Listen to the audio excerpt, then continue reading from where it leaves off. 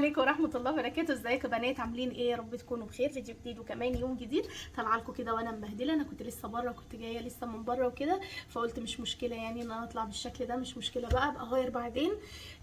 المهم ان انا يعني الفيديو ده بعيده اكتر من مره، بس قلت خلاص بقى المره دي اللي هصوره هو اللي هنزله، ومش هعيده تاني. مفيش قلب بصراحه.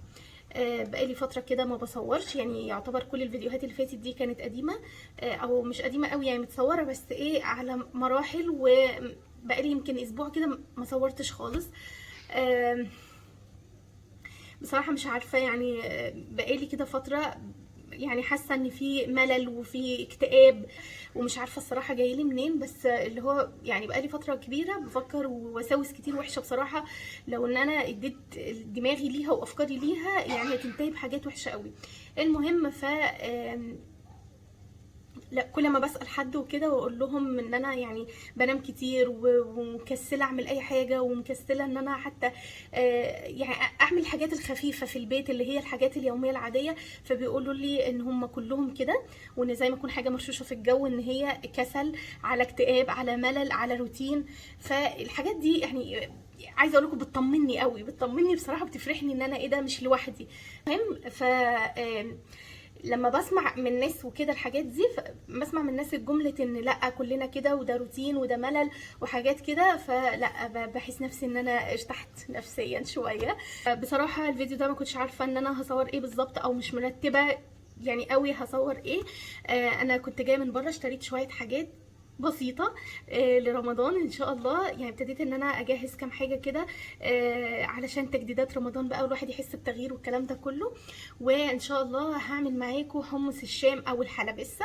بقالي كتير بصراحة نفسي فيها، يعني جايلي كده هاجس ان انا نفسي اكل حلبسة او حمص الشام. فلما باكلها من بره بيبقوا يعني شوية صغيرين قوي، فما بحسش ان انا شبعت منها، فقلت خلاص انا هعملها في البيت ليا وللبنات ولجوزي وكده. تمام. فهعملها النهارده ان شاء الله مع هوريكم بقى انا جبت ايه، ونعمل حمص الشام مع بعض. وان شاء الله يبقى فيديو كده خفيف ولطيف. بس قبل ما نبدا الفيديو حطي لايك واعملي سبسكرايب للقناه لو انت اول مره تشوفيني. وبجد شكرا للناس اللي كتبت لي كومنتات حلوه في الفيديو اللي فات او الفيديو اللي قبله. يعني بصوا الفيديو بتاع تفريزات الخضار، يعني علشان بيبقى الموضوع مش مترتب قوي، فبشكر كل الناس الجديده. وان شاء الله باذن الله تلاقوا عندي هنا كل حاجات حلوه وحاجات متنوعه وحاجات تسليكوا بقدر الامكان. ماشي بقى نبدا الفيديو.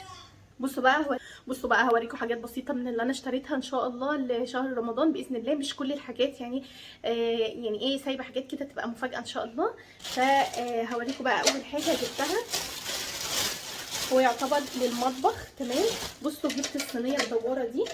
بصوا مش عارفه يا جماعه انا قديمه قوي، يعني الحاجات دي ظهرت اصلا ليها فتره، بس بصراحه لما شفتها عليها سعر حلو، يعني لسه نازله جديد كان سعرها عالي شويه، فلما ايه لما سعرها نزل شويه فانا حبيت ان انا اجيبها، وبفكر احطها للحاجات بتاعه الميك اب. مش عارفه بس او اشتري واحده تاني ان شاء الله لو هي فضل سعرها على هذا المنوال. دي جبتها بكام؟ ب 45 جنيه. تمام. واللي عايز يسالني عن حاجه يسالني وانا هرد عليه في الكومنتات. تمام. دي الصينيه الدواره.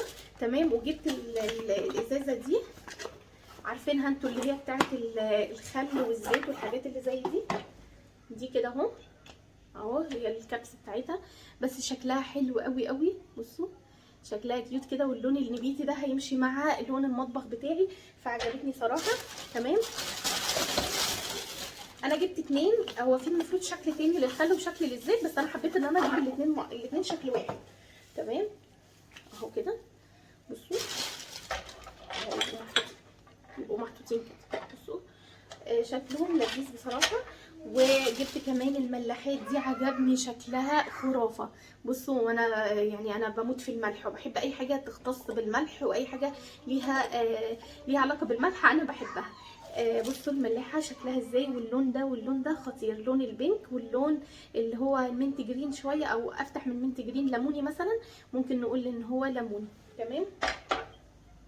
ده بالنسبه للحاجات اللي انا جبتها للصينيه الدواره دي. ولسه عايزه اكمل بقى اي ديكور هنا، مثلا لو هنا بوت من الزرع الصناعي، وهنا مثلا حاجه تانية، وهنا مثلا شيف مثلا اللي هو بيبقى ماسك شوكه وسكين، حاجات كده ممكن برضه يبقى لطيف. تمام.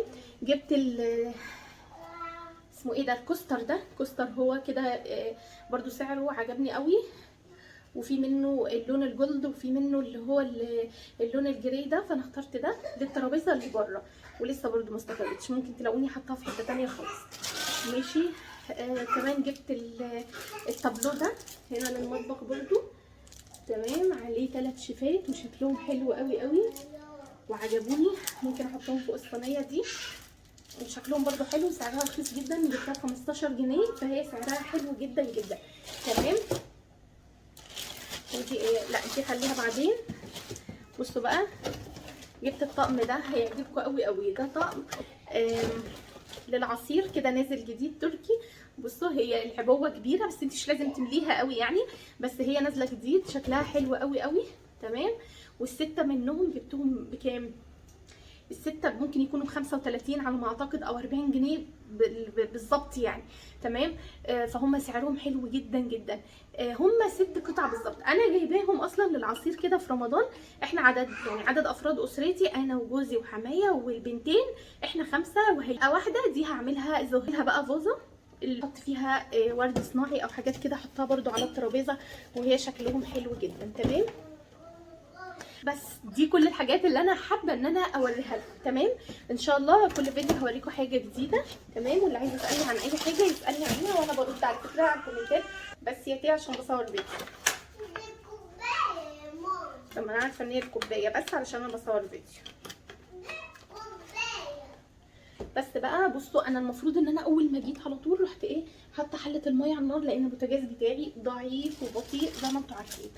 وحمص الشام بقى انا ايه، نقعت من امبارح الحمص. تمام. غسلته كويس ونقعته ليله كامله.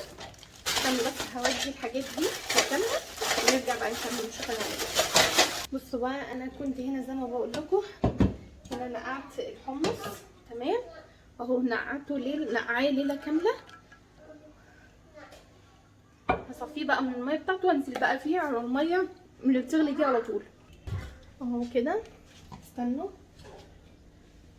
بصوا يا جماعه، ادعوا لي ان الفيديو ده بجد يكمل على خير، علشان انا حاسه ان انا هقفل الفيديو في نص التصوير. مش حاسه انا مش قادره اكمل تصوير. بصوا دي شطفه كده.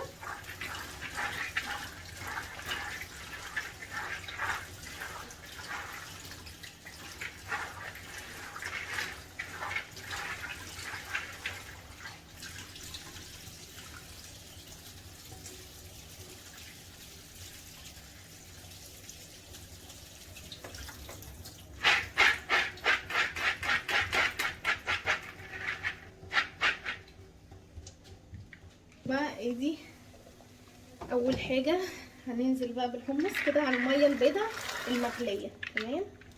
مشوا خطوه خطوه معايا عشان انا ايه، ما صدقت ما عرفت الخطوات. ويا رب تطلع معايا حلوه يا رب، اتمنى. ماشي. هسيبها كده شويه. بصوا قالوا ان انا احط معلقه من السكر، عارفه الكلام ده صح ولا غلط؟ بس لو حد يعني بيعملها على طول وكده ويقول لي المره دي عملتها صح ولا لا، عندي كيس تاني ممكن ان انا المره الجايه اعدل فيه. تمام. وهسيبهم بقى يغلوا كويس لحد ما نكمل، لا مش دي، لحد ما نكمل باقي الخطوات.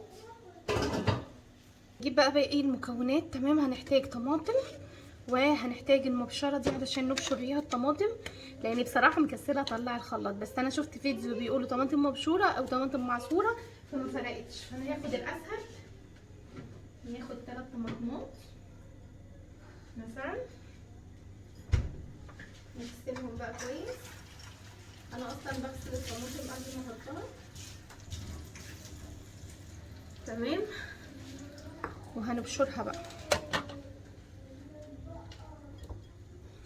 حد ملاحظ ان الطماطم ما بقتش حمرا زي فتره كده؟ يعني كان فتره كده عدت، كان فتره كده فاتت من كام اسبوع يعني، مش من كتير.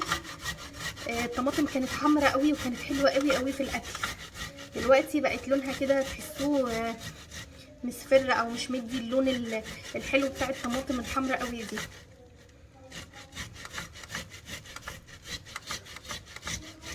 المشكله ان انا نسيت اجيب، نسيت. المشكله ان انا كان المفروض يبقى عندي بابريكا، فما يعني ما جبتش، ما لحقتش ان انا اجيب.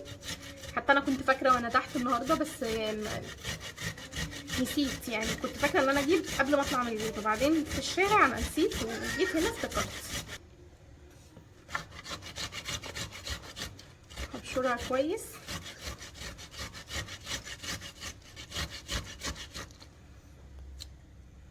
من الناحيه طبعا اللي هي ايه، اللي هي ضيقه قوي دي. وطلعت الحلبسه دي مش حوار خالص. انا يعني في مخيلتي ان هي صعبه قوي، صعبه. لا ده طلعت ان هي تافهه، ان انا ممكن اعملها عادي كل يوم. بس هي نفسي مش هتجيلها كل يوم يعني، وهي مطلوبه اكتر في الشتاء، خصوصا في الايام البرد دي قوي.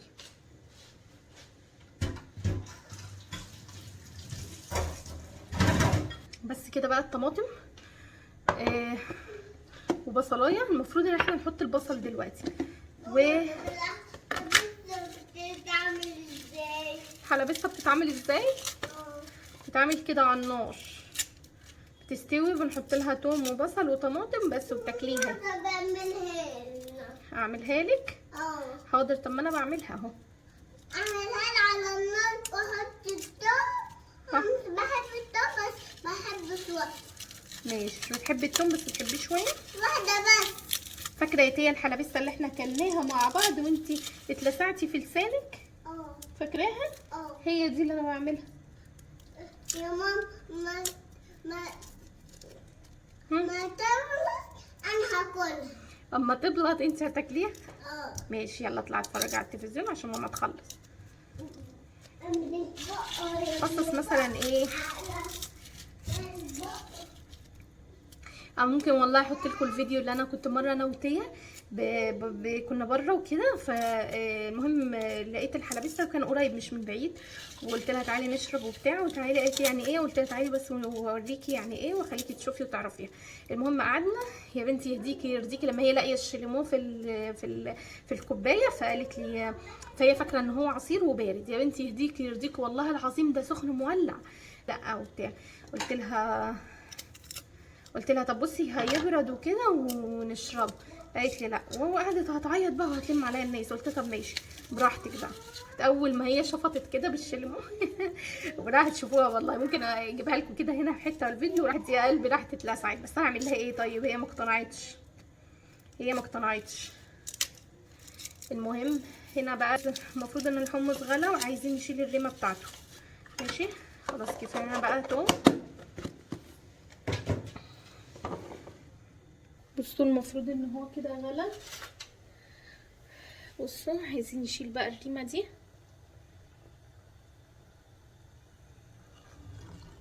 هو ما شاء الله مش مطلع ريمه زي الفيديوهات اللي كنت بشوفها.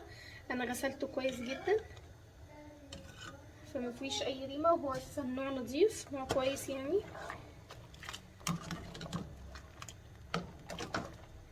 المهم بقى في المرحله دي هنحط بقى ايه؟ البصله اللي هي هتديله الطعم الخرافي. تمام، تحطيها كده صحيحه، مش هتخرطيها ولا حاجه، بس بقى وتغطي. ونشوف بقى نعمل ايه كمان. هنيجي بقى ايه نحط الثوم. ماشي بصوا بتاع دي اختراع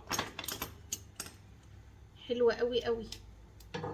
بصوا هنحط بس نص نص كده. نحط بقى الطماطم بعد الثوم على طول.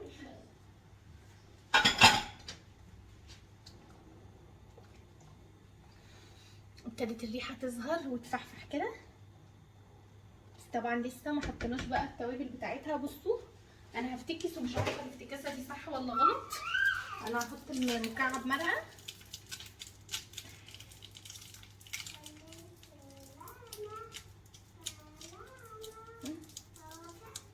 حط مكعب مرقه ومش عارفه بقى ده صح ولا غلط، بس ما علينا يعني، هيديلها طعم حلو برضه.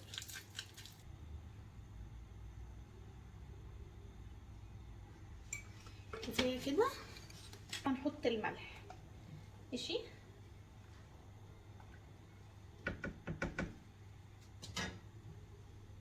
بصوا شكلها، تعالوا اوريكم شكلها.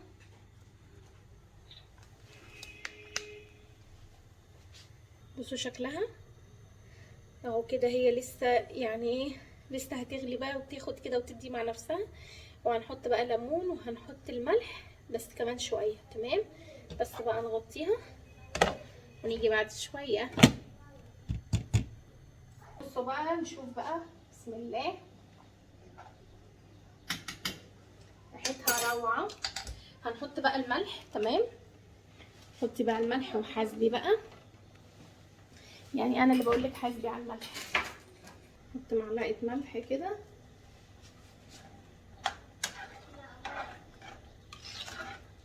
لونها جميل اهو والله، من غير البابريكا. هندوق بقى.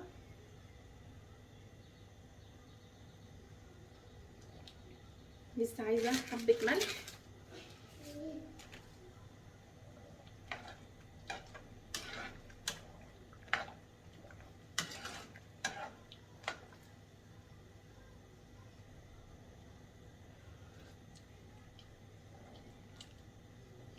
تمام تمام تمام. شفت فيديو يعني واحده ست كبيره كده بتقول ان الحلبسه دي بتعملها وبتبيعها وكده، فبتقول ان هي بتعمل لها طشه بالثوم، فص ثوم واحد وشويه كزبره. تمام، فانا هجرب الموضوع ده عشان انا حاسه هيطلع حلو. بصوا، هو فص ثوم واحد مع شويه كزبره. حط شويه كزبره كمان. هنشوف الكلام بقى.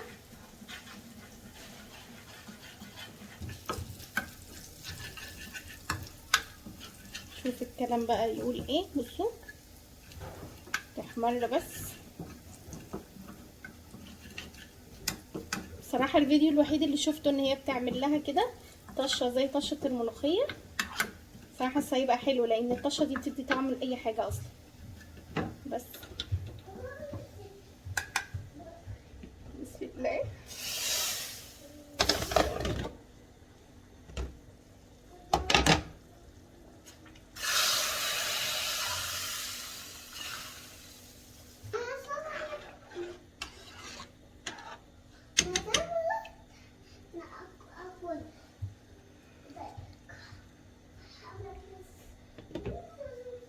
طعمها حلو قوي، وفعلا غيرت طعمها نهائي. طعم حلو يعني. بصوا عايزه اقول لكم الحمص استوى وبقى جميل اهو. استوى خالص وبقى جميل. ممكن اسيبه حبه كمان بس هو يعني عموما استوى.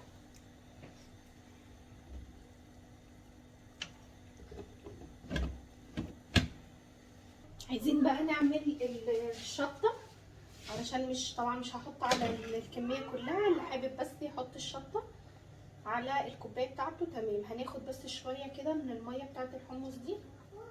بسم الله.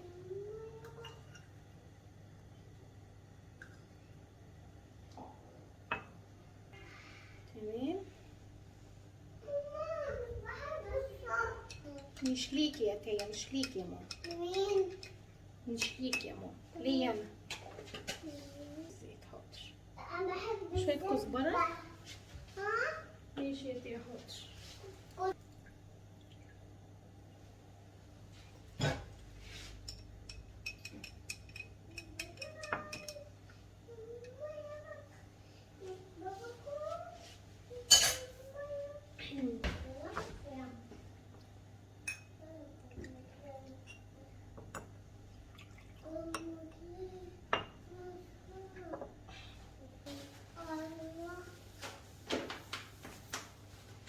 انا سبتها كده وايه يعني، سبتها براحتها خالص خالص.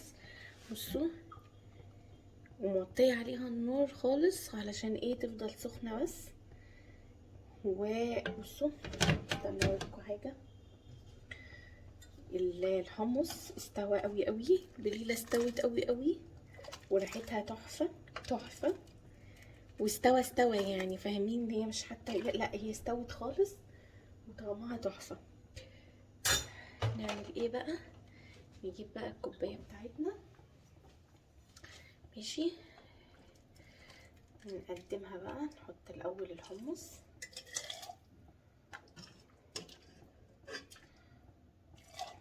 وبعدين تحطي بقى ايه الشوربه بتاعتها.